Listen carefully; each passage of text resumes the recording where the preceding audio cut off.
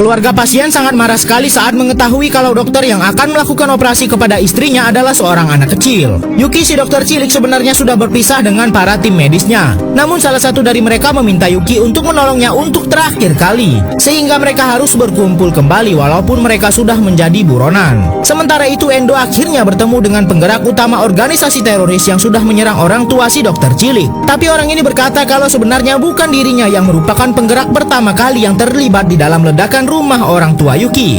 Anggota teroris pun sudah disiapkan untuk menembak Endo. Namun setelah mendengar kalau ternyata orang ini bukan pemimpin yang asli dan ia hanya mengaku-ngaku saja, teroris ini pun mengurungkan niatnya. Pria ini pun heran kenapa Endo tak kunjung ditembak. Lalu setelah mengetahui kalau dirinya selama ini ditipu, teroris ini pun mengakhiri hidup orang yang mengaku-ngaku sebagai pemimpin mereka. Endo pun meminta bantuan kepada salah satu rekannya untuk membuka kembali artikel yang pertama kali dibuat oleh pemimpin organisasi teroris itu. Lalu setelah ditemukan ternyata artikel itu mengarah ke penolakan terhadap penelitian yang dilakukan oleh ibu Yuki. Selama ini Endo dan Yuki mengira penyerangan di rumah mereka 2 tahun lalu ditujukan kepada sang ayah. Namun ternyata dalangnya berkaitan dengan ibu Yuki. Endo pun mau tak mau menemui kembali jurnalis yang sudah membongkar identitas Yuki. Namun ternyata setelah bertemu, jurnalis ini mengatakan kalau sebenarnya bukan dirinya lah yang mempublikasikan artikel itu, melainkan atasannya lah yang memaksa dan ia benar-benar meminta maaf pada Endo dan Yuki. Sementara itu Yuki masih mempersiapkan timnya untuk menolong rekan mereka yang ingin sekali menyelamatkan wanita hamil yang sedang mengalami kanker ini. Setelah semua tim siap, Yuki bersama tim langsung menuju rumah pasien. Namun tampak sang suami sangat tidak terima karena anak kecil yang akan melakukan operasi kepada istrinya. Dokter cilik akan melakukan operasi kepada seorang ibu hamil. Walaupun sang suami sangat tidak terima karena Yuki masih anak-anak, Yuki tidak menghiraukan amarah itu dan terus melanjutkan operasinya. Yuki harus mengeluarkan terlebih dahulu bayi yang ada di dalam perut pasiennya. Salah seorang perawat Yuki sangat berharap ibu dan bayi ini selamat, sebab ia tahu betul bagaimana rasanya melahirkan seorang bayi yang sangat ia sayangi. Namun ia malah harus kehilangan suami dan anaknya yang meninggal dunia karena tenggelam saat main di pantai. Oleh karena itu saat Yuki berhasil membuka perut pasiennya, dirinya lah yang bersemangat mengeluarkan bayinya. Berkat bantuan Yuki dan tim, bayinya dapat terselamatkan. Mereka pun langsung memasukkan bayi itu ke dalam tabung inkubasi sebab umur bayinya masih 7 bulan. Tampak perawat Yuki benar-benar sangat terharu sekali. Bahkan Yuki pun berhasil melakukan operasi lanjutan pada sang ibu yang mengalami kanker. Sementara itu Endo mulai sadar kalau dalam kematian orang tua Yuki ada di lingkungan sang ibu. Ia pun langsung datang ke tempat ibu Yuki bekerja dulu. Saat melihat foto ibu Yuki bersama rekan-rekannya, ia pun langsung mencurigai salah seorang di sana.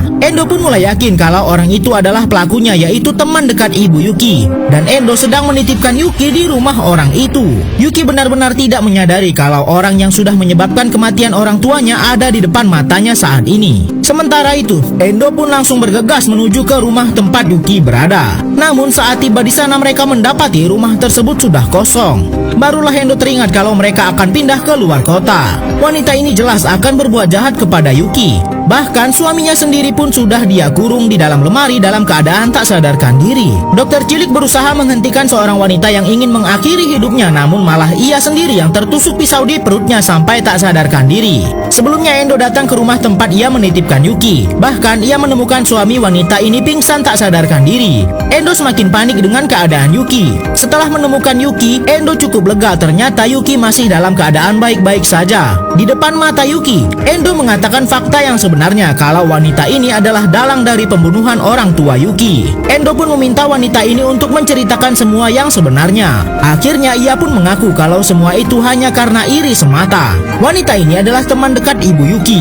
Mereka melakukan penelitian bersama-sama, namun pada suatu saat ia harus di PHK karena lab penelitian mereka kehabisan dana. Sedangkan ibu Yuki masih bisa terus bekerja. Ibu Yuki menjadi sangat terkenal dan sukses sekali dengan penelitiannya. Melihat itu semua, wanita ini sangat marah dan iri. Lalu ia pun membuat artikel yang mengatakan kalau hasil penelitian ibu Yuki adalah sebuah hal yang berbahaya dan dikendalikan oleh para penjahat besar di dunia. Ternyata para pembaca tulisan itu banyak yang menyukai teori konspirasi palsu yang dibuatnya. Wanita ini pun mulai merasa seperti Tuhan dengan banyak sekali pengikut. Lalu ia meminta para pengikutnya untuk membuat tato seperti yang ada di lehernya. Dan ternyata ia semakin puas saat banyak sekali orang yang mengikuti aliran sesat yang sudah sudah ia buat. Semua semakin jauh saat ada seorang pengikut yang ingin membunuh orang tua Yuki. Dan ia malah mempersilahkan dan mengatakan kalau ibu Yuki adalah peneliti jahat. Lalu ledakan besar di rumah Yuki pun terjadi. Dan kini setelah semua terbongkar, para pengikut aliran sesat tersebut sudah menyerahkan diri ke polisi atas keinginan mereka sendiri. Yuki benar-benar terpukul sekali setelah mendengar itu semua. Karena merasa menyesal, wanita ini pun akan mengakhiri hidupnya. Namun saat Yuki akan menghentikannya, malah Yuki yang terkena tusukan pisau itu. Dokter cilik mengalami luka parah di perutnya karena tertusuk pisau. Karena Endo hanya satu-satunya dokter di sini, ia harus melakukan operasi kepada Yuki dan melupakan semua traumanya saat melakukan operasi. Tak berlama-lama Endo pun memberanikan diri untuk melakukan operasi. Walaupun awalnya ia sempat merasakan gemetar saat teringat kembali kegagalan operasi yang pernah ia alami. Namun Endo teringat kalau hanya dirinya lah yang bisa menyelamatkan nyawa Yuki saat ini. Akhirnya Endo pun mulai operasi dan benar-benar fokus untuk melepaskan pisau yang tertancap di perut Yuki. Dengan dukungan penuh dari tim medis, akhirnya Endo berhasil mengalahkan trauma dan menyelamatkan nyawa Yuki. Teman-teman Yuki sangat bahagia sekali dengan keberhasilan ini. Endo pun mengumumkan kalau perjalanan dokter coklat sudah selesai dan mereka tidak akan melakukan operasi ilegal lagi. Semua tim medis sangat berterima kasih kepada Yuki atas pengalaman berharga selama ini. Endo dan Yuki pun juga harus berpisah dengan jurnalis yang sudah menolong mereka, sebab Yuki dan Endo harus pergi jauh dari negara ini.